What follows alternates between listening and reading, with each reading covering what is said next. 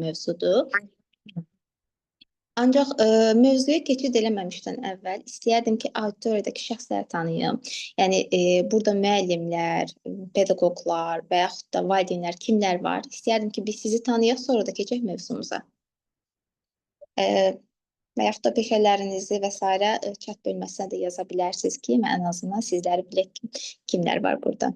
Aha, Gülər xanım qeyd elədi, müəllim, çox gözəl. O halda siz də bu günləri bizim mövzumuzda, belə deyək, diskussiya iştirak edirsiniz. Çox gözəl, tələb. Əla, Günər xanım da müəllimədir. Nə gözəl, İbtidai müəlliməsi də var aramızda. Şagird də var, müəllim var. Çox gözəl, auditoriya tam mövzuya uyğundur, bu məni sevindirdi. O halda keçid eləyək biz mövzumuza. Mövzumuz emosional zəkadır. Emosional zəka sözünü yəqin ki, eşitmişsiniz. Yəni, son illərdə artıq daha da aktualdır bu mövzu. Emosional zəka nədir? Bu, istəyirsə Kamil bəy, orada slaydı göstərə bilirik. Bir dəqiqə göstərin. Aha, zəhmət olmasa. Kamil bəy slaydı açana qədər biz başlayaq danışmağa. Emosional zəka nədir? Emosional zəka insanın öz emosiyalarını anlamaq, idarə etmək və başqalarının emosiyalarını tanıyıb onlarla sağlam şəkildə ünsiyyət qurmaq bacarığıdır. Yəni ki, insan biz burada sadəcə hisslərdən danışmırıq. İnsan öz emosiyalarını anlayır, idarə edir və başqalarının emosiyalarını tanıyıb onlarla sağlam ünsiyyət qurma bacarığına malikdir. Bugün yəqin ki, siz də mənlə razılaşarsınız ki, təhsildə daha çox intellektual bacarıqlar ön plandadır. Yəni, buna aiddir bilik, məsələn, yaddaş, nəticə, qiymət və s. Bunlar daha çox ön plandadır. Amma hər hansısa bir müəllimin və yaxud da şagirdin emosiyalarını idarə edə bilməməsi, idarə edə bilmirsə, bu zaman bu biliklər çox vaxt davranış səviyyəsində özünü göstərmir. Yəqin ki, sizin də ətrafınızda belə deyək də, elə şagirdlər, elə məsələn, indi şagirdlər yoxdur, elə sinif yoldaşlarınız və s. var ki, görürsünüz ki, məsələn, çox yaxşı oxuya bilər, intellektual cəhətdən çox super ola bilər, hər şey çox mükəmməl ola bilər, ancaq davranışları hədsiz dərəcəsində pisdir və yaxud da emosiyalarını idarə etməsi çox zəifdir. Bu zaman nə edirsiniz? Yəni, artıq nə olur? Yəni, o biliklər onun o davranışına çox az təsir göstərə bilmir, özünü göstərə bilmir.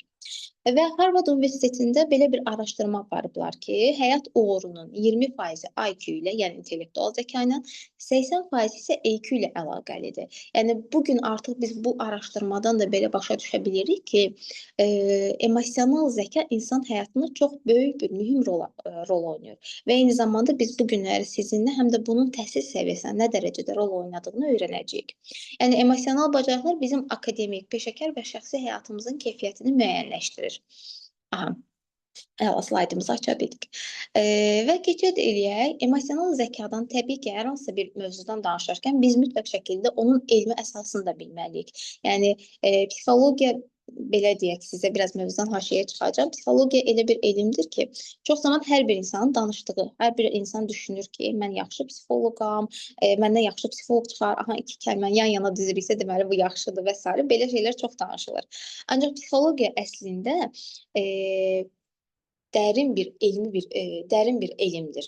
Yəni, bu elmdə hər bir dediyimiz sözün böyük bir mənası var. Hər bir dediyimiz söz, bu günləri bu söz yaranırsa, bu böyük bir araşdırmanın nəticəsidir. Və biz bu günləri emosional zəkadan da danışırıqsa, mütləq şəkildə bunun artıq elmi əsasına keçid eləməliyik. Slayd istəyirsiniz, çevirək. Emosional zəka anlayışı ilk dəfə 20-ci əsrin sonlarında iki psixoloq tərəfindən öyrənilib. Yəni, buna Peter Salovey və John Mayer tərəfindən işlənilmişdir. Onların fikrincə, emosional zəka insanın emosiyalarını tanıma, onlardan istifadə etmə, anlama və tənzimləmə bacarığıdır. Və daha sonra, artıq bir müddətdən sonra Daniel Goleman bu anlayışı genişləndirir və biz bu günləri onun əsas komponentlərindən danışacağıq. Ona görə o genişləndirir və qeyd edir ki, təhsildə, idarə etmədə, ailədə, sosial həyatda onun necə əhəmiyyətli olduğunu göstərir. Golemana görə emosional zəka 5 əsas komponentdən ibarətdir. Ancaq biz bu komponentləri deməmişdən qabaq, belə bir nüansı da nəzərinizə çatdırmaq istəyirəm ki, hansı peşə sahibi olmağınızdan asılı olmayaraq, əgər sizin işlədiyiniz obyekt birbaşa insandırsa, yəni biz insanla birbaşa ünsiyyətdəyiksə, Bu zaman heç bir prosesə, heç bir şeyə biz tək tərəfli baxa bilmərik. Mütləq şəkildə iki tərəfli qarşılıqlı əlaqə şəklində, müqayisəli şəkildə baxmalıyıq ki, bunun nəticəsində düzgün şəkildə qərar verə bilək. Hadisələrə daha obyektiv şəklində baxa bilək. Və eyni zamanda biz bu günləri danışdığımız hər bir mövzunu sadəcə müəllimlərin tərəfindən baxmayacağıq. Həm şagird, həm müəllim nöqteyi nəzərindən baxacağıq ki, artıq ola bilər ki, müəllim bu şəkildə düşünür, bu şagirdə başqa cür təsir edir, şagirdin bu şəkildə düşünməsi müəllimə başqa cür təsir edir. Biz ona görə də bu günləri istəyirəm ki, hər iki tərəfli müqayisəli şəklində danışaq. Və keçid eləyək Golemonun emosional zəka üzrə olan 5 əsas komponentinə. Golemon deməli nə edir? O bildirir ki, bu 5 əsas komponentdən birincisi özünü dərk etmədir. Özünü dərk etmə, self-awareness deyilir buna. Bu nədir? Öz emosiyalarını tanımaq, onların səbəbini başa düşmək və davranışa təsirini dərk etməkdir. Aydın məsələdir. Bunu misal olaraq göstərək. Bir müəllim olur, yaşından asılı olmayaraq ola bilər ki, sinifə daxil olur və sinifə ələ almaqda çətinlik çəkir. Məsələn, uşaqlar sinifi dağıdır və yaxud da çox səs salırlar və s. müəllimə tabe olmurlar. Və müəllim dərsdə bu səssizliyə nail ola bilməyəndə əsəbləşir. Və müəllim əsəbləşərkən o artıq öz duyğusunu tanıyırsa, bildirirsə ki, yəni mən artıq düşünür ki, mən indi əsəbiyəm, çünki özümü nəzarətsiz hal-hazırda hiss eləyirəm. Bu artıq nədir? Özünü dərk eləmədir. Müəllim artıq əsəbi olmağının səbəbini bilir, öz duyğusunun səbəbini bilir və özünü dərk eləyir. Bunu biz keçid eləsək, şagird səviyyəsində buna baxsaq, şagird üçün bunu belə bir səsləndirə bilərik ki, ola bilər ki, müəllim şagirdə bir səs formasında gəl dərsə cavab ver və yaxud da hər hansı bir sual soruşa bilər. Şagird o zaman cavab verə bilmədiyi halda və belə bir şəkildə öz hissini bu şəkildə ifadə edə bilər ki, mən indi qorxdum, ona görə də cavab vermədim. Nə oldu artıq? O öz duyğusunu başa düşdü. Öz duyğusunun artıq nə demək olduğunu dərk elədi. Özünü dərk eləməyən şəxs davranışını dəyişə bilmir. Çünki davranışın emosional kökünü anlamır. Bunu məsələn başqa bir sferadan da misal göstərə bilərik ki, deyək ki, hər hansı bir travmamız var. Hər hansı bir travma ola bilər. Məsələn, bir insanın atası ilə bağlı bir travması var və atasının xarakterindən, o tipdə o insan xarakteri ilə bağlı müəyyən bir travmalar yaşayıb və s. Və gəlir başqa bir ortamda, başqa bir mühitdə atası xarakterində və yaxud da atasının elədiyi hər hansı bir hərəkət kimi kimisə hərəkətini görür. Və gün boyunca və o situasiyadan çıxandan sonra gün boyunca bu insan gərgin olur, gün boyunca nələrsə onu tədirgin edir və yaxud ümumiyyətlə həmin o situasiyada narahatçılıq keçirir, bədəni bir əsir, coşur, özündən asılı olmayaraq bədəni fərqli reaksiyalar verir və bu adam əgər o öz hissini başa düşürsə ki, hə, mən artıq bu günləri ona görə beləyəm ki, çünki atamla yaşadığım travma bu adam mənə atamı xatırlatdı və hal-hazırda mənim travmam tetikləndi. Onu anlayırsa, artıq nədir? O emosional kökünü anlayır və istəsə davranışını dəyişə bilər. Ancaq özünü dərk eləmirsə, məsələn, niyə olduğunu başa düşmürsə, bu hər zaman nə olacaq? Fərqli yönlərə yönlənmiş olacaq. Məsələn, ola bilər düşünər ki, başım ağrıyırdı və yaxud da nə bilim başqa-başqa və hər dəfəsində bu situasiya getdikcə təkrarlanacaq. Və bu adam əgər emosiyasını başa düşür, bilirsə ki, məsələn, bu hal-hazırda emosional olaraq olduğu vəziyyət atasının yaşadığı travmasına görə belədirsə, artıq o bununla və özü həll edə bilməsə belə, artıq peşəkar yardım alıb onun kökünə də gedə bilər. Yəni nəticə nədir? Özünü dərk eləməyə çalışmaqdır. Özünü dərk eləməyən şəxs davranışını dəyişə bilmir. Bu olur bizim Golemonun birinci əsas komponenti. Və gəlir burada ikinci komponent özünü idarə etmək. Self-regulation deyilir buna. Yəni burada biz duyğunu bastırmaq yox, onu idarə etmək bacarığıdır. Yəni emosiyanı tanıyırsan, amma ona tabe olmursan. Məsələn, deyək ki, sinifdə müəllim hirslənir. Şagirdin hər hansı bir hərəkətindən, sözündən, vəziyyətdən və hər hansı bir situasiyadan müəllim nə olur? Hirslənir. Amma o dərhal bunu ifadə etmək əvəzinə, məsələn, hirsini göstərmək əvəzinə susur, nəfəs alır və sonra sakit şəkildə mövzunu dəyişir. Nə oldu? Müəllim bu davranış sadəcə sinifi sakitləşdirmədi, həm də şagirdlərə emosional intizam nümunəsini göstərdi. Yəni, və yaxud da bunu şagird səviyyəsində baxsaq, tutaq ki, müəllimin dediyi hər hansısa bir söz yenə də şagirdə təsir göstərdi. Ola bilər o emosional olaraq qırıldı, kövrəldi və s. də. Yəni necəsə şagirdin də bir sözü, müəllimin də sözü şagirdə təsir göstərir. Bu zaman şagird özünü saxlayır, yəni o anda reaksiya vermir, ifadə eləmir hissini, qəzəbini və yaxud da ki, emosionallığını, dayanır və nəfəs alır və mövzusuna davam eləyir. Danışdığı yerdən, yarımçıq qaldığı yerdən ağlamır, sakit dayanır, hirslənmir, coşmur, heç bir hərəkət eləmir və başlayır öz sakit şəkildə mövzusunu dəyişir. Yəni əsl emosional zəka burada əsəbləşməmək deyil. Yəni o demək deyil ki, emosional zəkası yüksəkdirsə o insan əsəbləşmir. Xeyr. Biz burada əsəbləşdiyini dərk edib düzgün şəkildə reaksiya verməkdir. Yəni necə? Əgər orada şagird və yaxud da müəllim öz reaksiyasını böyük bir şəkildə göstərsəydi, emosional cəhətdən bir partlayış yaşasaydı və nə olacaqdı? Artıq sinif də bir-birinə dağılacaqdı. Müəllimlə şagirdlər arasında uçurum bir münasibət yaranacaqdı. Bu münasibət getdikcə daha da pisləşə bilərdi və s. Bir sıra problemlər yarana bilərdi.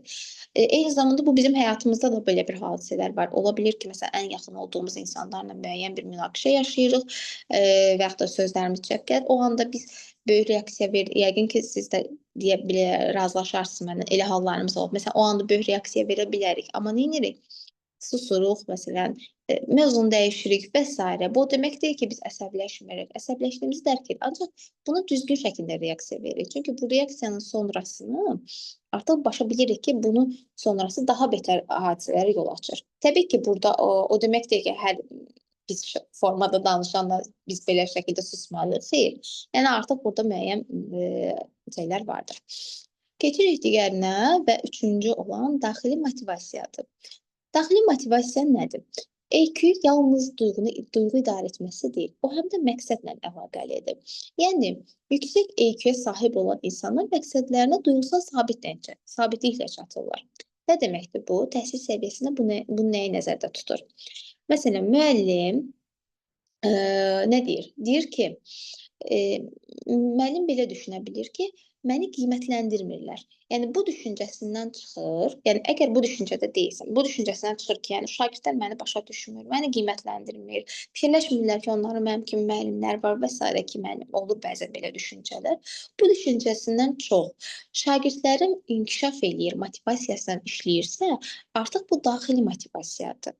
Və yaxud da biz bunu şagird üçün deyə bilərik ki, şagird, müəllim mənə yaxşı qiymət yazsın, müəllim məni bəyənsin deyil də, mən özümü inkişaf etdirim, mən inkişafım üçün dərs çalışım, gələcəyim üçün oxuyum düşüncəsindədirsə, artıq bu nədir? Daxili motivasiyadır. Və daxili motivasiya nə qədər yüksək, güclü olarsa, bir o qədər inkişaf daha sürətli olacaq. Və burada mənim ən sevdiyim, hətta belə deyək, bütün problemlərin açarı olan dördüncü baxış bucağı, dördüncü komponent empatiyadır. Empatiya sözünü yəqin ki, çoxunuz eşitmişsiniz, yəni çox aktual bir mövzudur empatiya. Empatiya sadəcə başqasının hissini hiss etmək deyil. Eyni zamanda onu anlamaq və o duyğuya hörmətlə yanaşmaqdır. Məsələn, bunu yenə də bir müqayisəli şəkildə düşünsək, bir müəllim şagirdin davranışını tənqid etməzdən əvvəl düşünə bilər ki, bəlkə bugün evdə nəsə bir hadisə baş verir, bəlkə sağlığında hər hansısa bir problem var, bəlkə nəsə narahatçılıq olub, bəlkə biraz daha əvvəl yoldaşları ilə böyük bir münaqişə yaşayıb və s. Bu şəkildə bu sualını özünə verirsə, bu artıq empatik bir baxışdır. Eyni şəkildə bunu şagird üçün də bildirə bilərik ki, əgər şagird müəllim sinifə daxil olanda müəllimi gərgin görərkən, düşünürsə ki, bəlkə müəllim evdə nəsə bir narahatçılıq keçirib, nəsə bir problemi var və yaxud da narahatdır hal-hazırda vəziyyəti yaxşı deyil və yaxud da kiminsə sözü ona narahat pis təsir edib, sağlıq problemi və hər hansısa bir şəkildə düşünürsə, bu artıq bu sualları verirsə öz günündə, yargılamırsa, bu artıq nədir? Empatik baxışdır. Və EQ-ün kimsə... Verirəm sənə saxla. Səsi bağlasa yaxşı olardı. EQ-nin ən güclü göstəricilərindən biri empatik ünsiyyətdir. Yəni, empatik sinif mühiti artıq təhlükəsiz bir sinifdir. Yəni, təhlükəsiz bir mühitdə isə öyrənmə stimullaşdırılır. Bura qədər ümid edirəm hər şey aydındır. Yəni, suallarınız olarsa chat bölməsinə yazarsınız, ən sonunda birlikdə müzakirə eləyərik. Və gəlir sonuncu komponent, 5-ci komponent. Sosial bacarıqlar. Sosial bacarıqlar münasibətləri düzgün qurmaq, münaqişələri konstruktiv həll etmək və əməkdaşlıq bacarığıdır. Yəni aydın məsələdir ki, müəllim sinifin sosial modelidir. Şagirdlər də onun davranışını təkrarlayır. Əgər bir sinifdə müəllim emosiyalarını idarə edə bilirsə, şagird də nə edir? Bu davranışı öyrənir və öz həyatına tətbiq edir. Yəqin ki, bizim də çox vaxt müəllimlərimizdən nümunə götürdüyümüz müəllimlərimiz olur və yaxud da özümüz müəllimimizsə şagirdlərimizdən görürük ki, kimlərsə bizdən nümunə götürür. Yəni şagird hansı müəllimdən nümunə götürür? Emosiyasını, münaqişədə emosiyasını idarə edə bilən, düzgün şəkildə həlli yollarını tətbiq edən və yaxud da prosesi düzgün şəkildə analiz edən, sonda bunu əməkdaşlıq edən müəllimdən biz nə edirik? Örnək alırıq, örnək götürürük. Bu davranışı özümüz şagirdlər də bu davranışı öyrənir. Və keçid edək digər slaydımıza, emosional zəkanın təhsildə rolundan danışaq. Emosional zəka, təhsil sistemində emosional zəka təkcə psixoloji rahatlıq üçün deyil, həm də öyrənmənin keyfiyyəti üçün vacibdir.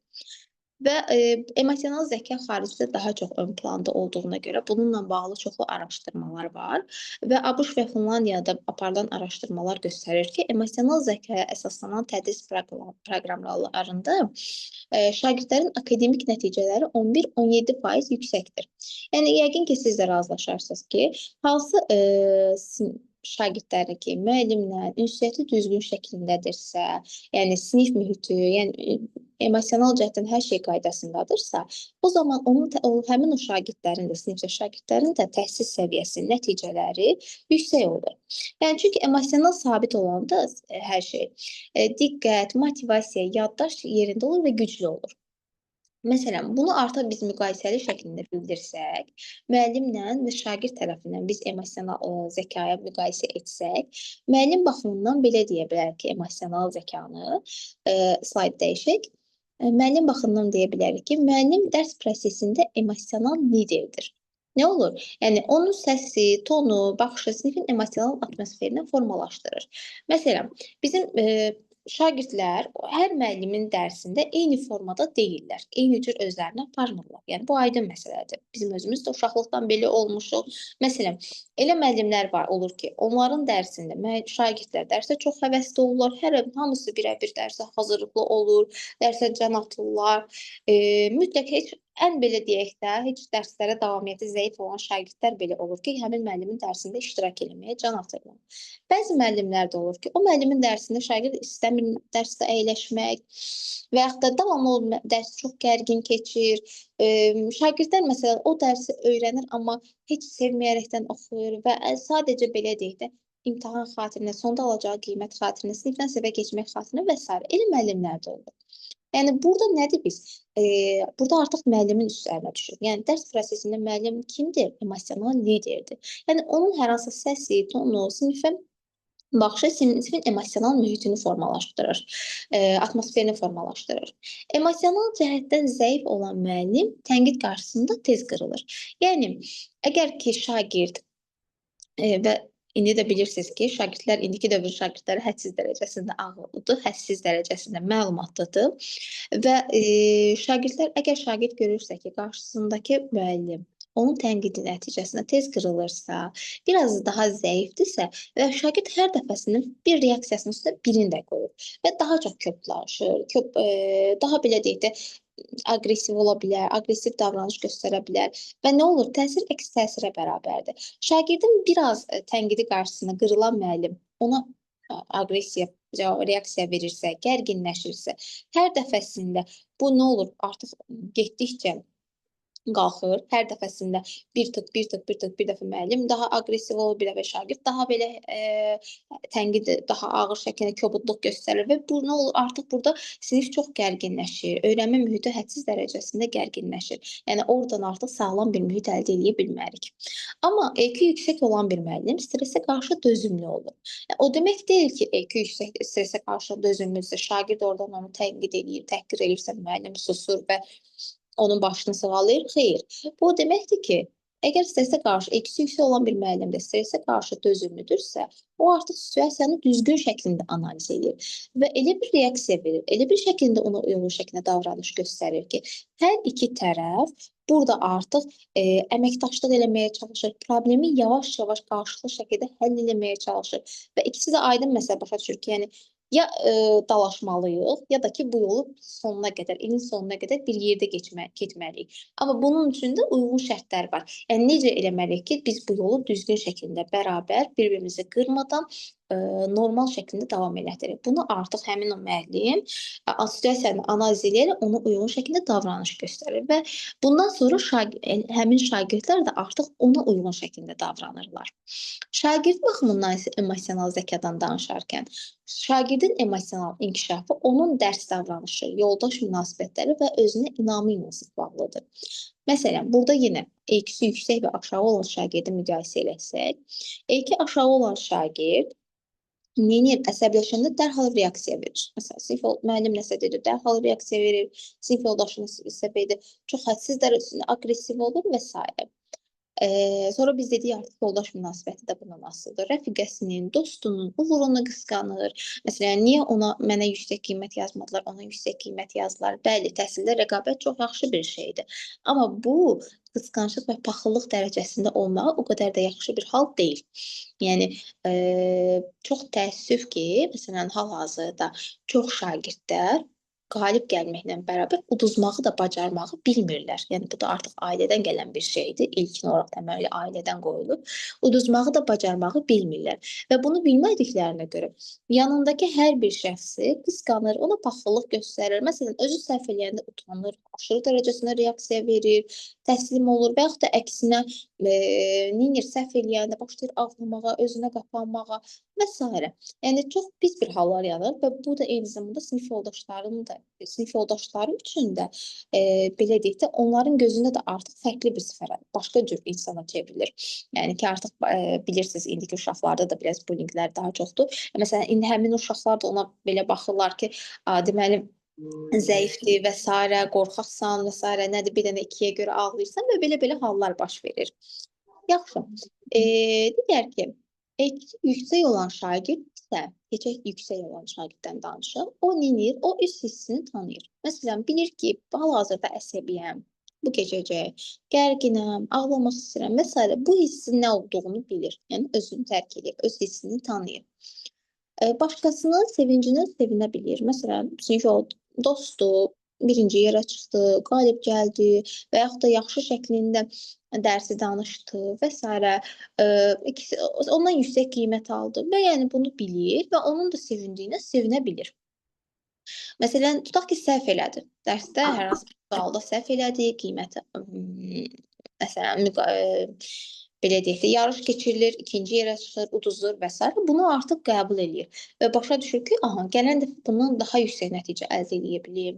Daha artıq öyrəndim ki, deməli, bu sualların cavabı budur, buna bu şəkildə cavab verməliyəm, mənfi tərəflərim nədir və s. Bunlar artıq nədir? Yüksək EQ-yə malik olan şagirdin davranışlarıdır.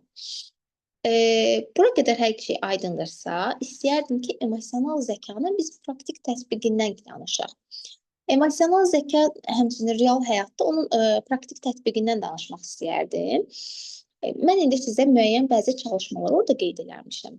Yəni, bir neçə çalışmalardır. Və bu çalışmalarla bağlı sizə suallar verəcəm. İstəyirsinizsə sualları səsli şəkildə də cavablandıra bilərsiniz, chat bölməsində də yaza bilərsiniz. Həm də ki, biraz diskussiya şəklində olar. Burada məsələn, biz burada həmçinin həm özümüzü tanıyaq, həm də ki, şagirdlərin emosiyalarını anlayaq, onların yönləndirmə yollarını öyrənək. Məsələn, emosional zəkanın birinci mərhələsi, bayaq da qeyd elədik ki, öz emosiyalarını tanımaqdır. Yəni, biz çox vaxt öz emosiyamızı ifadə edirik, amma onu tanımırıq. Məsələn, deyirik ki, əsəbiyəm, amma əsəbin arxasında nə dayandığını, bunun arxasında qorxu mu dayanır, narahatlıq mı və yaxud da məyusluq mu dayanır, biz onu tam olaraq bilmirik. Yəni, əsəbiyəm deyirik, əsəbiyəm sadəcə bir ifadə edirik, amma onun əsəbin arxasında nə olduğunu bilmirik.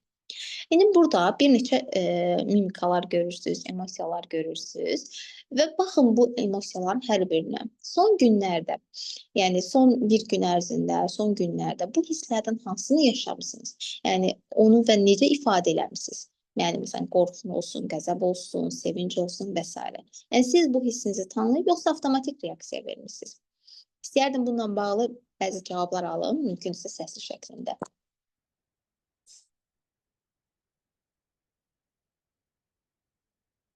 Var ətrafdan kimsə cavab vermək istəyən ki, bu emosiyalarından son 24 saat ərzində, yəni son günlərdə bu hisslərdən hansını yaşamısınız və onu necə ifadə eləmisiniz?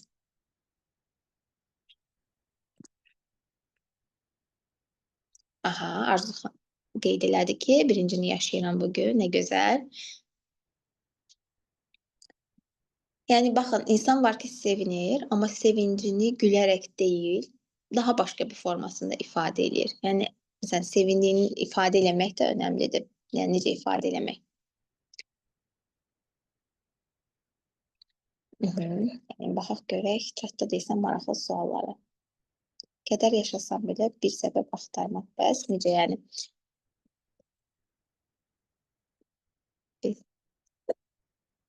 Kədər yaşasam belə bir səbəb axtarmaq bəs. Yəni, kədəri yaşayırsınız və onun səbəbini araşdırırsınız. Əslində, bu çox yaxşıdır. Hər bir hissimizin səbəbini araşdırmaq çox yaxşıdır.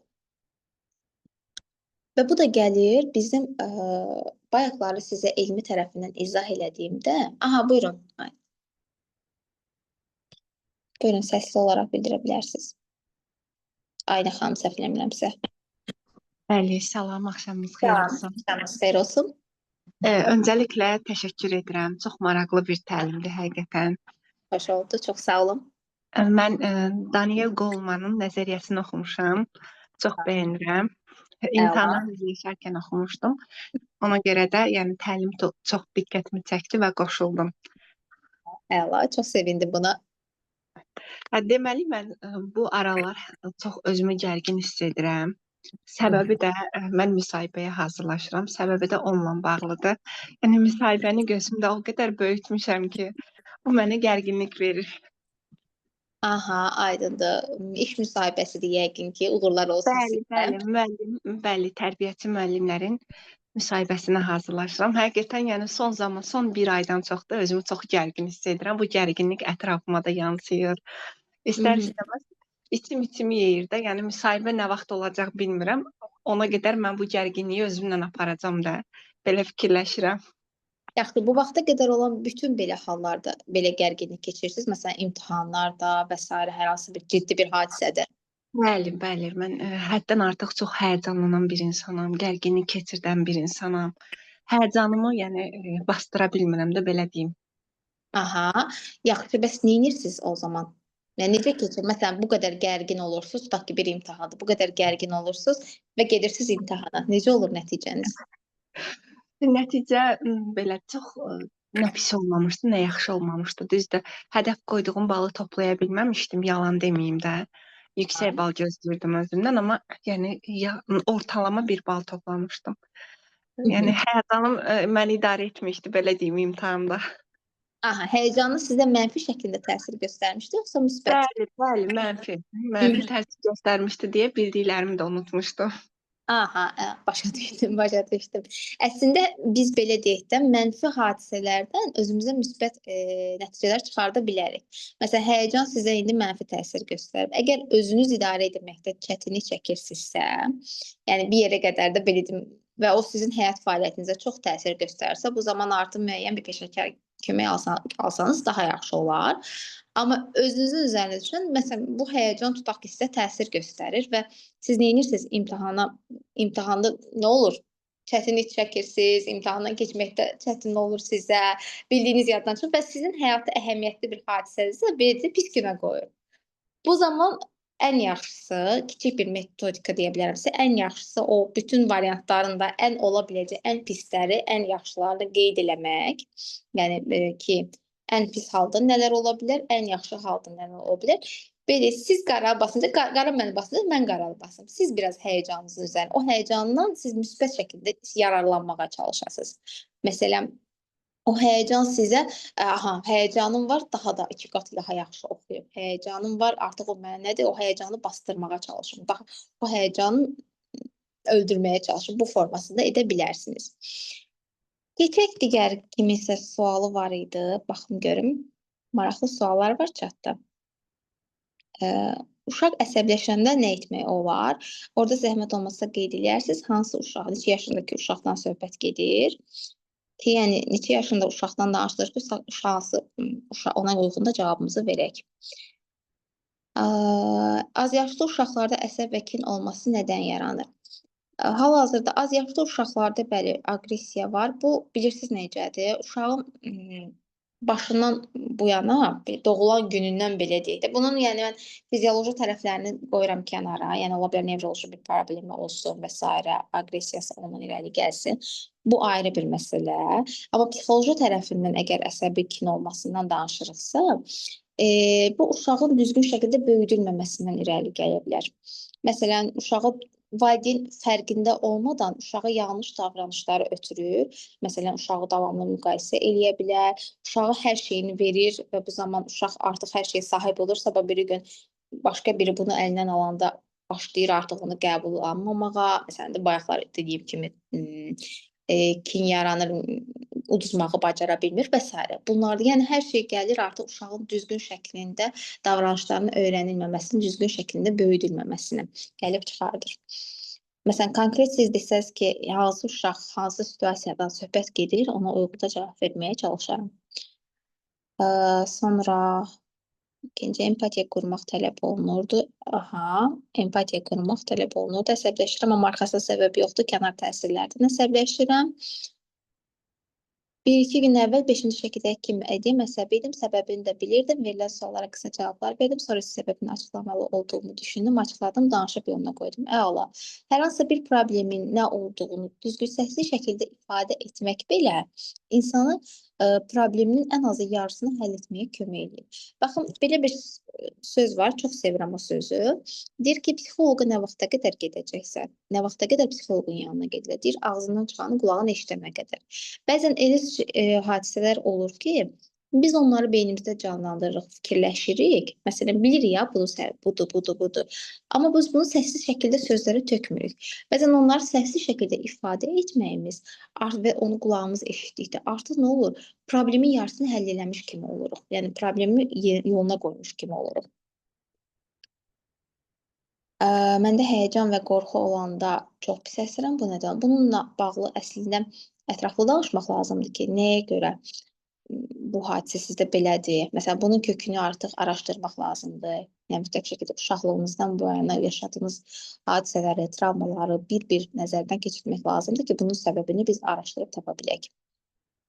Əsəbi oluram, onu özümü tərbiyə etmək istəyirəm. Və bu da sizin əsədli soyad adınızı bilmədim. Bu da sizin ola bilər ki, çox hədsiz dərəcəsində məsuliyyətli olmağınızdan irəli gəlir ki, məsuliyyət hissinizdən irəli gələ bilər. Yetirə bilmədiyim üçün əsəbi oluram ona görə. Bəzən səbirsizlik, dərs zamanı, o zaman nə etmək olar ki, həmin gərginlik keçsin. Dərs zamanı səbirsizlik, yəni mən sizi çox yaxşı başa düşürəm. İndiki hal-hazır təhsil səviyyəsində uşaqlarla işləmək çox çətin bir məsələdir. Bunu nə etmək olar? Yəni, kənardan belə deyil, kənardan danışmaq əslində asandır, amma təbii ki, sizin yerinizdə deyilik və sizin tərəfinizdən baxmaq biraz daha çətin olacaq. Şagirdlərlə düzgün, belə deyil, emosional kontaktı qurmağa başlasanız, ən azından işiniz daha rahat ola bilər. Ən azından düzgün emosional kontaktla, düzgün şəkildə irəliyə bilsəniz, bu zaman nə olacaq? O gərginliyi belə deyək də, bir növü bastırıb fürsətə çevirməyə çalışın. Dərsi dərs kimi deyildi, biraz başqa bir ortam kimi görsəniz həmin anda, o zaman o gərginlik sizdən keçmiş ola bilər. 4 yaşındakı uşaq cizgi filmlərə baxır, onlar kimi hərəkət edir və bəli, uşaqlar, siz bayaqları qeyd eləmişdiniz. 3-4 yaşındakı uşaq cizgi filmlərə baxır, onlar kimi hərəkət edir. Uşaqlar nə edir? Televizora baxmaq, biz deyirik ki, televizor uşaqların baxmağı ziyandır. Televizora baxsın uşaq, biz demirik ki, televizora baxmasın. Amma televizora baxarkən tək tərəfli sadəcə ünsiyyətlə deyil. Məsələn, o televizora baxdı, oradan alır informasiyasını. Mütləq şəkildə valideyn də ona eşlik eləsin bir növü. Valideyn də onunla bir yerdə baxsın, valideyn də onunla bir yerdə həmin oradakı situasiyanı müzakirə elədikdə uşağa təsiri daha az olacaq. 5 yaşda uşaq danışmır, heç kimi tanımır. O artıq 5 yaşına qədər heç kimlə danışmır. Yəni, ümumiyyətcə, heç bir formada reaksiya vermir. Yəni, yoxsa sadəcə valideynlərlə danışır, başqa heç kimlə danışmır. Aha, əsəbləşəndə ağlayıram, qarşıya əsəbimi ifadə edə bilmirəm. Niyə elə olur? Bu da yəqin ki, sizin uşaqlığınızdan bu yana daha əvvəldən gələn bir problemlə əlaqəli, travmasıyla əlaqəli ola bilər. Ki, zamanında məsələn uşaq vaxtı olub, yəni bu bir fikirdir sadəcə olaraq, yəni daha dəqiq bilmək üçün araşdırmaq lazımdır. Ola bilər ki, zamanında uşaq vaxtı siz hissləmisiniz və yaxud da hər hansısa bir emosiyanızı və yaxud da ifadə etmək istəmisiniz, amma valideynləriniz, ətrafdakılar bu emosiyanı sizin doya-doya yaşamanıza icazə verməyiblər. Yəni belə bir misal çəkim sizə. Məsələn, mənim bir pasiyentim vardı. Uşaq gəlirdi, balaca uşaq, məsələn, uşaq çox ağıllı bir uşaq idi. Uşaq başlayırdı, ancaq gülürdü, eləyirdi.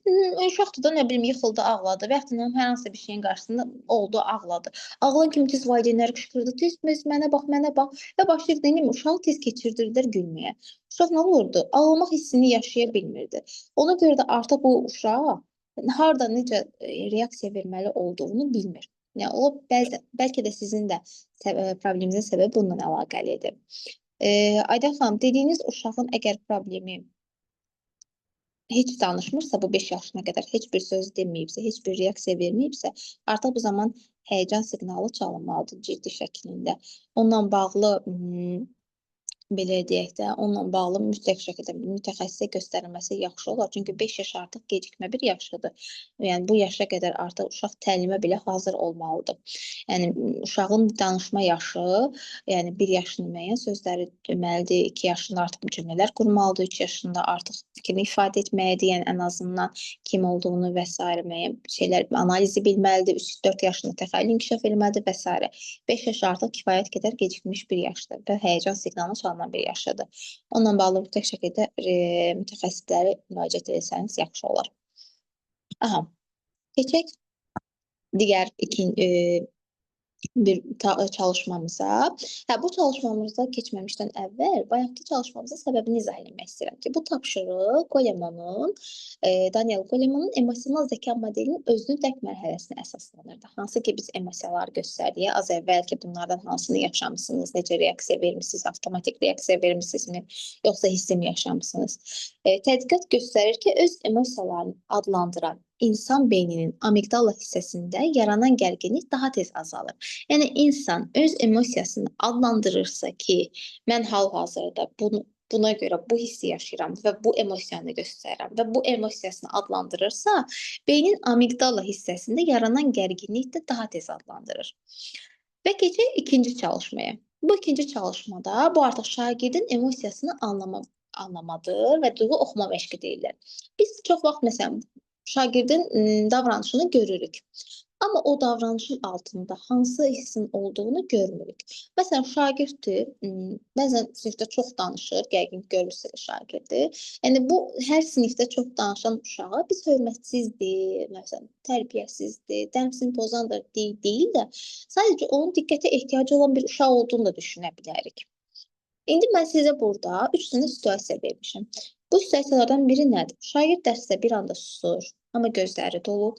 Digəri sinifdə tez-tez zarafat edir, dərsi pozur və üçüncü şagird də test zamanı tərləyir və barmağını dişləyir. İndi sizcə bu şagirdlər hansı emosiyanı yaşayır? Yəni bu davranışın altında sizcə hansı səbəblər ola bilər? Yəni hansını istəyirsinizsə qeyd edib deyə bilərsiniz. Yəni səsli şəkildə də, yenə çatda da yaza bilərsiniz. Yəni dediyim kimi burada 3 dənə situasiya var və bu situasiyaları bilmək istəyərdim ki, yəni bu situasiyalar sizdə nə dedi? Yəni sizcə bu şagirdlər hansı emosiyanı yaşayır? Yəni bu davranışın altında nələr ola bilər? Bax görək, çatda kimsə yazıbmı?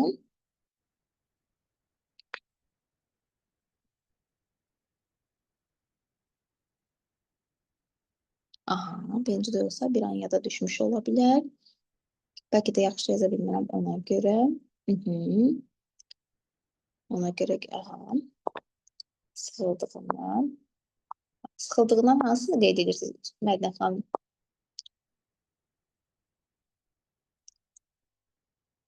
Vardı, səbəbini soruşum, dedi, götürəkcəm, qayçıya gedin, anlamalı olduğunu kəzəm, dedi, ona isə tapmadım, ona görə öz batlarını qəsəm, bu təbii burası istəyir, psixoloji və cidlə bağlıdır, uşaq da onu da anlamağa çalışdım.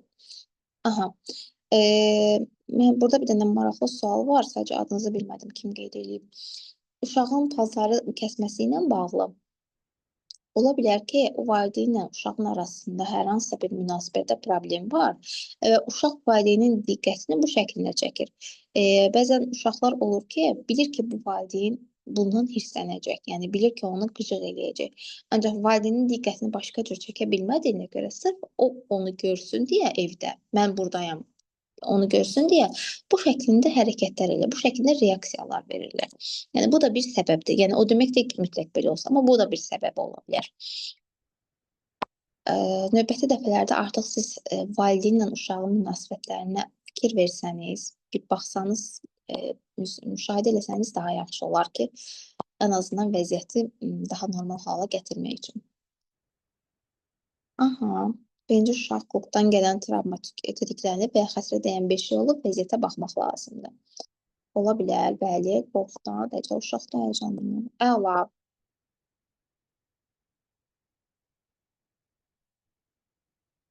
Aha. Əla, cavablarınız çox yaxşı. Yəni bu məşqimiz nə ilə bağlı idi? Bu məşq empatiyanın bilişsel mərhələsinə aiddir. Yəni qarşıdakı insanın daxili vəziyyətini zehni modelləşdirmədir. Biz neylədik? Həmin o şagirdlərin daxili vəziyyətini modelləşdirdik beynimizdəki. Yəni bu şagird nəyə görə belə davranır? Bir anlıq dayandıq və özümüzü onun yerinə qoyduq. Onun hissini başa düşdük. Onun hissinə bir məna verdik və onu artıq hörmət elədik həmçində. Tədqiqat göstərir ki, empatiya bacarığı yüksək olan müəllimlərdə, müəllimlərdə şagirdlərin həm akademik, həm də sosial adaptasiyası daha yaxşı olur. Nəyə görə bax bu vacibdir bizim bu günlər öyrəndiyimiz bu empatik davranış? Yəni çünki bu şagirdin hər hansısa bir davranışı emosional bir mesajdır. Yəni EQ-si yüksək olan müəllim davranışın arxasındakı hadisi duyğunu görür. Yəni görür ki, məsələn deyir ki, bu uşaq tutaq ki, hər zaman dərsə hazır gələn uşaq son bir həftədir dərslərdə çox pis hərəkətlər eləməyə başlayır. Artıq o müəllim neyir? O davranışın arxasındakı hissi görür və reaksiyasını ona uyğun şəkildə tənzimləyir. Yəni bu da çox vacib bir nüansdır. Əla, keçid edirik üçüncü məşqimizə. Üçüncü məşqimiz nədir? Reaksiya əvəzinə cavab məşqi. Emosional zekanın əsas göstəricilərindən biri ani reaksiya verməməkdir. Yəni ki, biz ani reaksiya vermirik. Biz çox zaman şagirdin sözünə emosional reaksiya veririk, amma bu da neyir? Qarşılıqlı əlaqəni zədələyir. Yenə mən sizə bir neçə situasiya verirəm, hətta 3 dənə situasiya verirəm. Bunlar haqqında sizə soruşmaq istəyirəm. Şagird deyir, məsələn, müəllim, mən bu mövzunu başa düşə bilmirəm. Siz yaxşı izah eləməmisiniz. Digər bir şagird olur ki, səsini qaldırır və əsəbi görünür. Eyni zamanda üçüncü bir şagird də ki, imtahanda ağlayır. Baxın, sizə 3 dənə fərqli, biraz aqressiv tonlarda bir situasiyalar verdim. Bu situasiyalardan, yəni ilk ağlınıza gələn ilk reaksiya necədir? Nədir? Yəni fikirləşin, həmin vəziyyətdə hansı cavab daha münasib olardı? Yəni ki, siz həmin vəziyyətdə şagirdə hansı cavabı versəniz daha uyğun olardı? Yəni bir dənə də bununla bağlı düşünsəniz yaxşı olardı. Dediyim kimi 3 dənə situasiyadır. Birinci şagird sizə bildirir ki, mən bu mövzunu başa düşmədim. Siz heç yaxşı izah edə bilmirsiniz. Digər şagird hirslənir, səsini qaldırır, əsəbi görünür. Üçüncü bir şagird də başlayır ağlamağa imtahanla. Yəni bu zaman sizin ağlınıza gələn ilk reaksiya nədir və həmin vəziyyətdə hansı cavab münasib olardı? Aha. Aydın xanımın verdiyi cavab məncə 90% müəllimin real həyatda dediyi sözdür. Ya da daha çox deyərdim.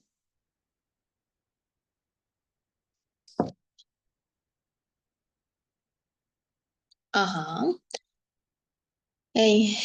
Nərmin xanım qeyd edir ki, yəqin ki, bildirərəm ki, ola bilər. Bəlkə bugün yeni bir metod kəşf etdik. Aha.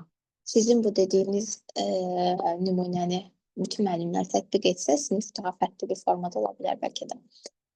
Bəhriyə xanım bildirir, başa düşmürsə, deməli məsələyə digər tərəfdən yanaşmalıyım, anlayacağı ifadələri seçməliyəm. Güzel. O anlayana qədər başa salardım, niyə əsəbi olduğunu soruşardım, onunla söhbət eləyərdim. Əla. Aha. Baxın, bu məşq emosional tənzimləmə bacarığını inkişaf etdirir. Yəni ki, hal-hazırda mənim sizə bildirdiyim bu reaksiya məşqi emosional tənzimləmə bacarığını inkişaf etdirir. Reaksiya avtomatik beyindən, yəni amigdaladan gəlir, cavab isə düşünən beyindən, prefrontal korteksdən gəlir. Yəni məqsəd duyğunu bastırmaq deyil, onu yönətməkdir.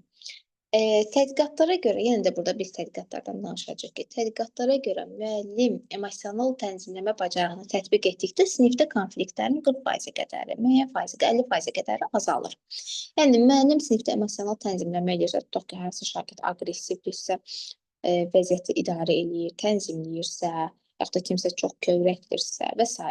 Bunu artıq idarə eləyə bilirsə, avtomatik olaraq sinifdə konfliktlər də azalır. Şagirdlər arasında da, müəllimlə şagird arasında konflikt olmur. Və keçid edirəm 4-cü tapşırığımıza. 4-cü tapşırığımız nədir? Müsbət emosional iqlim yaratmaq. Məktəbdə müəllimin emosional iqlim müəllimin duyğusal tonundan başlayır. Yəni bizim enerjimiz, müəllimin enerjisi sinifin enerjisini formalaşdırır. Gəlin sizə belə bir sual verim. Bu artıq özümüzə şəxsi bir sualdır ki, yəqin ki, hər birimizin xatirimizdə qalan bir müəllimimiz olub.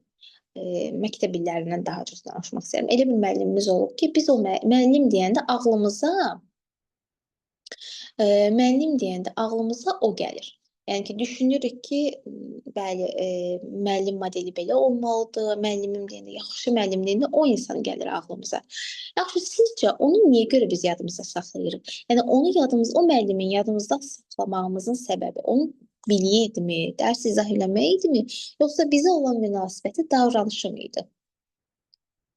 Yəni, Arzulam deyib ki, axı hər zaman emosiyasını gizlətmək də düzgün deyil. Mənim fikrimcə ətrafa məni tanıma. Bəli, yəni bu deməkdir ki, hər zaman emosiyanızı gizlədəcəksiniz. Sadəcə emosiyanı ifadə etmə yerlərini seçməliyik. Heç kim bizdən tələb eləmir ki, emosiyalarımızı gizlədək. Heç kim bizə demir ki, məsələn, hirsliyəmsə, hirsimi ancaq bastırmalıyam. Müəyyən bir yerdə onu bildirməliyik. Ancaq bunu ifadə etmək dərəcəsi var ki, nə dərəcəsində ifadə edir, nə dərəcəsində göstərir. Bəlkə mən emosiyamı, məsələn, mən aqressiyamı o qədər aşırı dərəcəsində yaşayıram ki, dağıdıram, vururam, dağıdıram və bunu da hər yerdə o şəkildə göstərməyəm düzgün deyil axı. Aha. Mən bütün müəllimlərimi çox istəyirəm, pis olanı da yanımda olublar, sağ olsunlar. Tarix müəllim çünki mizah yönümlü idi, qayət gözəl dərs edirdi və düşüncəli idi. Aha. Görürsünüz, demək olar ki, hər birimizin yadında qalan müəllimlər aşağı-yuxarı onun emosionallığı, onun sizə olan davranışından əlaqəlidir. Yəni, çox savadlı müəllimlərimiz də olub, ancaq bizə ən çox savadlıdan daha çox rəftarı yaxşı şəklində olan, düzgün bizimlə münasibət quran müəllimlər yadımızda qalıb. Yəni, buradan da aydın məsələdir ki, emosional iqlim sinifdə yaranan duyğu atmosferidir. Yəni, burada əgər şagird özünü dəyərli hiss eləyirsə, beyin neynir? Beynin təhlükəsizlik sistemi deaktiv olur. Yəni, artıq öyrənmə açılır. Əgər şagird özünü qorxu, gərgin, tənqidin içərisində hiss eləyirsə, bu zaman öyrənmə sistemi bağlanır. Yəqin ki, fikir vermişsinizsə, məsələn, şagird var, dərs soruşursan, məsələn, o qədər gərgin bir mühitdir ki, bildiyi də yadından çıxır, heç nə də öyrənə bilmir, heç nə də başa düşə bilmir. Yəni, o donub qalır, çox pis bir vəziyyətə düşür. Bu zaman özündən asılı, amma beyin artıq neynir? Öyrənmə sistemini bağlayır. Və yaxud da əgər özünü yaxşı hiss edirsə, beyin biraz da getdikcə açılmağa başlayır və öyrənir artıq həmin o bir şeyi. Bəli, şagirdin özünü öz güvəni hiss eləməsi 50% müəllimdən asılıdır. Çox düzgün qeyd elədiniz. Yəni, burada emosional zəka dedikdə biz o demək deyil ki, baxın, onu da qeyd etmək istəyirəm. Emosional zəka o deməkdir ki, sən hər zaman yumşaq olmalısan, uşaqlarla xoş rəftar eləməlisən və yaxud da uşaqların başını sığallamalısan. Xeyr, biz bunları nəzərdə tutmuruq. Emosional zəkada biz artıq qeyd edirik ki, uşaqlarla düzgün şəkildə davranış göstərməliyik. Lazımı olduqda sərt reaksiyamızı da bildirməliyik. Lazımı olduqda, məsələn, işlənə də bilərik. Amma biz bunu hansı çərçivədə, hansı formada eləyirik? Biz daha çox uşağa empatik yanaşmağa, onun tərəfindən anlamağa çalışmaqla başlamalıyıq. Ondan sonra, yəni rəftarımızı birinci düzgün şəkildə göstərməliyik. Yəni biz burada sadəcə yumşaqlıq göstərmək deyil. Yəni öyrənmək üçün neyrobioloji əsasdır emosional zəka. Müəllim rəftarına görə sevilir. Elə müəllimlər var ki, çox savadlıdır, amma uşaq ona nifrət edir, çünki heç sinifə girməyə. Bəli, elə müəllimlər var ki, biz həmin o müəllimləri məsələn istəmirik. Nəyə görə istəmirik onları? Çünki onların rəftarı, onların dərsləri aşırı dərəcəsində gərgin keçir. Bizə də artıq onun verəcəyi savadı, onun verəcəyi təhsil bizim üçün o qədər də önəmli deyil. Arzu xanım, sizin bu qeyd elədiyiniz sual çox geniş bir sualdır. Yəni qüsurlu insan görəndə əlillik. Çünki bununla bağlı maarifləndirmə işləri çox azdır. Düzdür, hal-hazırda nə qədər məsələn belə təlimlər versək də, ən azından belə deyək, dünənə qədər uşaqlar, məsələn, indi inklüziv təhsil çox geniş yayılıb. İndi demək olar ki, hər sinifdə bir problemli uşaq var və yaxud da bəzən olur, bu bir neçə olur və yaxud da sırf ona özəl müəllimlər də olur və s. Yəni indi biraz ən azından keçmiş dövrə baxan yerdə biraz daha yaxşıdır bu vəziyyət. Amma bu kimi maarifləndirmə işləri hədsiz dərəcəsində çox olmalıdır. Və maarifləndirmə sadəcə sizin, mənim belə təlimlər keçməyimizlə deyil. Maarifləndirmə ailədən başlamalıdır. Maarifləndirmə bütün hər kəsin, ətrafımızdan hər kəsdən başlamalıdır ki, bunun normal şəklini uşaqlara da öyrədə bilək, uşaqlara da mənimsədə bilək. Çünki valideyn əgər çox təəssüf olsun ki, məsələn, o qədər belə situasiyanın şahidi olmuşaq ki, məsələn, valideyn gəlir, deyir ki, mən istəmirəm ki, mənim uşağım psixoloq yanına gəldiyini kimsə bilsin. Mənim uşağıma, nə bilim, dəli deyərlər, belə şəkildə reaksiya verirlər. Və yaxud da mən istəmirəm ki, mənim uşağım filan mütəxəssisin uşağı ilə yan-yana gəlsin. Axı o ağır problemdir, mənim uşağımda çox da problem yoxdur və s. Artıq valideynin düşüncəsi budur deyə, belə bir valideyn uşağına nə aşılaya bilər? Belə bir valideyn uşağına necə empatiyanı aşılaya bilər? Sən, mən, digərləri, bu, biz özümüzü öldürək, yox, o da bizim kimidir və s. Biz onları dışlaya bilmərik, biz onlara bu şəkildə pis reaksiya verə bilmərik. Biz özümüzə nə qədər bunu desək belə, əgər evdə onun bütün günü gördüyü valideyn uşağa qarşı bu şəkildə sərt bir reaksiya verirsə, bizim dediyimiz %1% biz ona təsir göstərə bilərik. Bəli, valideyn düzgün yönəltmir. Yəni, maarifləndirmə işi sadəcə sizin, bizim təlim keçməyimizdən kifayətlənmir. Maarifləndirmə işi uşaq dünyaya gəlindən valideynlərdən başlayır. Yəni, ətrafda hər kəs artıq bu işi davam elətdirməlidir. Hər kəs düzgün şəkildə ifadə eləməlidir ki, heç kim bundan qarantilənməyib, heç kim sığortalanmayıb ki, mənim başıma belə bir şey gəlməyəcək, mən sabah başqa bir hallara yaşamayacağam, kimsə anadan gəlmə olur, kimsə sonradan belə bir problemlə üzləşir. Yəni, bunu düzgün şəkildə valideyn övladlarına çatdırmalıdır. Valideynlər, düzgün şəkildə valideynlər övladlarına çatdırdıqdan sonra artıq biz yavaş-yavaş cəmiyyəti belə deyək də, bu şəkildə düşüncəli insanlardan təmizləyə bilərik. Belə, bugünkü təlimimiz bitdi. Emosional zəka ilə bağlı məncə həm də çox sağ olun, sizlərin də sayəsində mənə də maraqlı oldu bu təlim. Çünki sizlərlə bir yerdə daha belə interaktiv şəkildə keçməsi çox xoş oldu. Buyurun, nə suallarınız varsa açıqdır. Çox sağ olun, buyurun.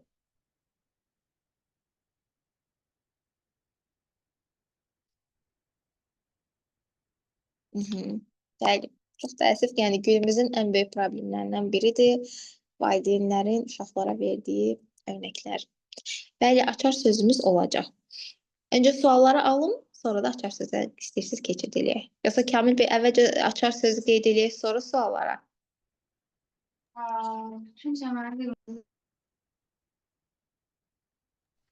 Suallar qeyd olunsun, sonra açar söz deyək. Tamam, oldu, çox sağ olun. Buyurun. Siz sağ olun, xoş oldu hər birinizlə tanış olmaq. Kimisə bir dənə də sualı var idi. O sualdır, alaq.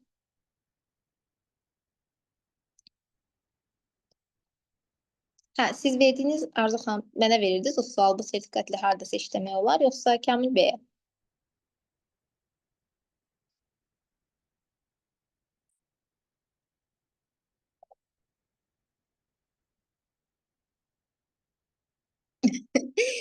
Baxın, mən sizə belə bir şey deyim. Yəni heç bir sertifikatla, yəqin Kamil bəy də mənlə razılaşar, heç bir sertifikatla hər hansısa bir müəssisədə bir yerdə işləmək demək olar ki, mümkün deyil. Yəni siz əgər nə isə arxasınca getmək istəyirsə, mütləq şəkildə onun təhsilini davam etməli, təhsilini almalısınız.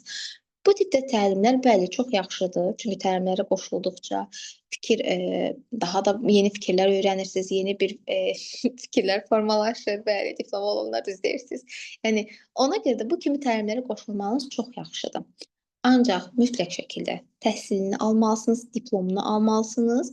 Ondan sonra həmin o peşə üzrə lazımı olan, yəni akademik sertifikatlar tələb olunur, akademik kurslar tələb olunur ki, özünüzü inkişaf etdirmək üçün. Onları aldıqdan sonra o zaman işə qəbul ola bilərsiniz. Məncə, bəli.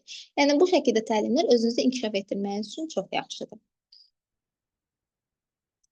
Bu arada sizin ixtisasınız nə idi? Ən çox sual verənlərdən biri siz idiniz. Yoxsa şagird tam özün əvvəlində vardı, unutdum. Mənə çox maraqlı gəldi bu təlim. Sualım budur ki, nə isə gözləmək adamda stres və qorxu yaradırsa, nə etmək olar? Aha. Təşviş pozuntusu var, belə deyək də, nə isə gözləmək.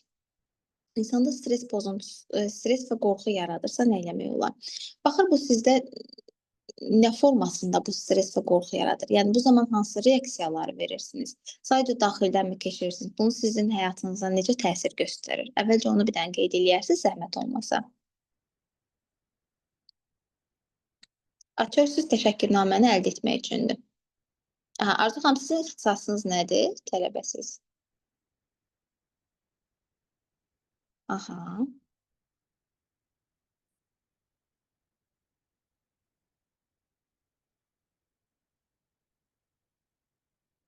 Hı -hı.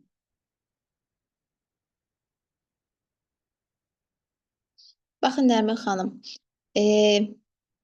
stres əslində, stresdir, qorxudur. Bunlarla bağlı istəmirəm bilinsin ki, lakin cilov olmaq olmur. Aha, və bu sizə əgər çox hədsiz dərəcəsində mənfi təsir göstərir, hal-hazırda sizin həyat fəaliyyətinizə mane olursa, bununla bağlı bunun üzərinə getsəniz, mütəxəssisə müraciət etsəniz daha yaxşı olar. Bu birinci. Sonra deyəcəksiniz ki, hansı problemi deyirsiniz, mütəxəssisə müraciət edin. Yox. Psixoloji, baxın, sizin hamınızın qeyd etdiyiniz problemlər hər birimizdə var. Hər birimiz stressdə oluruq, qorxuruq, nə bilim, çətinlik çəkirik və s. Ancaq bunlar çox normal bir hallardır. Ancaq biz nə zaman mütəxəssisə müraciət edirik? Artıq bunu biz öz idarə etməmizdən çıxırsa, yəni özümüz idarə edə bilmiriksə və bizim həyat fəaliyyətimizə ciddi şəkildə mənfi təsir göstərirsə, artıq bu zaman biz peşəkar bir kömək ala bilərik. Və bu da sizdə dediyim kimi emosiyalarınızı idarə etməyinizdə çətinlik çəkirsinizsə, hisslərinizi heç bir şəkildə cilovlaya bilmirsinizsə və ətrafda bu hədsiz dərəcədə çox hiss olunursa, bu halda yaxşı olar ki, mütəxəssisə müraciət edəsiniz və bu zaman həm də bu problemin kökünə yönələsiniz ki, yəni biz artıq bilərsiniz ki, bu problem nəyə görə belədir, nəyə görə siz hal-hazırda belə bir halları yaşayırsınız. Bu cür təlimlər bir daha nə vaxt olacaq? Bunun artıq sualın cavabını Kamil bəy sizə bildirəcək. Stresi uzun müddət gizlətmə insan səhhətinə necə təsir edir? Stresi uzun müddət gizlətmə insan səhhətinə pis təsir edir. Fərz edin ki, sizə bunu belə bir formada izah edeyim. Düşünün ki, sizin beyninizdə bir dənə çanta var və bu çantanız boşdur və siz hər hansı bir stres yaşayırsınız, hər hansı bir çətinlik yaşayırsınız, hər hansı bir problemlər yaşayırsınız və hər dəfəsində o stresi yaşadıqca bunu belə deyək də gizlədirsiniz və atırsınız həmin o çantaya. Günü-gündən atdınız və gün elə bir dönəm gəlir ki, artıq o çantanı siz daşıya bilmirsiniz. Stres də bunun kimi bir şeydir. Problemlər, stresslər, bunlar hamısı bunun kimi bir şeydir. Artıq o çantanı siz daşıya bilmədiyinizə görə bir yerdən sonra nə olacaq? Çökəcəksiniz. Bir yerdən sonra artıq hərəkət etmək sizin üçün çətinləşəcək. Bu da artıq sizin səhhətinizə hədsiz dərəcəsində pis təsir göstərəcək. Ona görə də hər bir hissi olduğu kimi yaşayıb onu başa düşmək daha yaxşıdır. Ben obsessiya varsa və obsessiyalarınız artıq idarə etmədən çıxıbsa, yəni mütəxəssis də onu qeyd edib, belə başa düşün ki, mütəxəssis yanına gedirsiniz. Bununla işləmək lazımdır. Obsessiv kompulsiv pozuntu əgər həm dərman müalicəsi ilə, həm də ki, terapiya ilə həll olunan bir problemdir. Müəllim əgər dərsdə pasiv aqressiya göstərirsə, onu necə edək ki, idarə edək?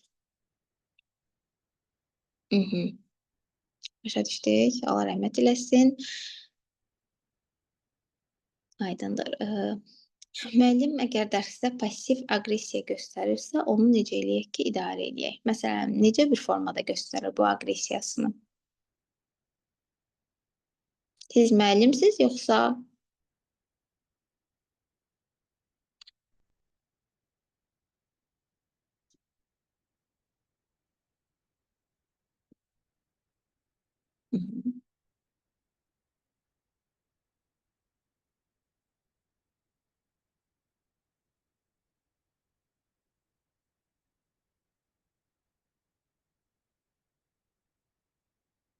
Aha, mən onu soruşmaq istəyirəm ki, dərsdə pasiv aqressiya dedikdə nəzərdə tutursunuz? Necə bir formasında göstərir? Nələr edir ki, siz bunu belə hiss edirsiniz?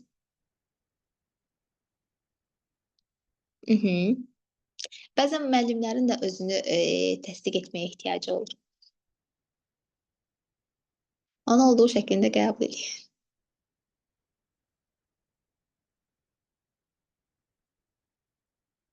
Yəni çox təəssüf ki, hal-hazırda qibimizdə elə bir müəllimlər olur.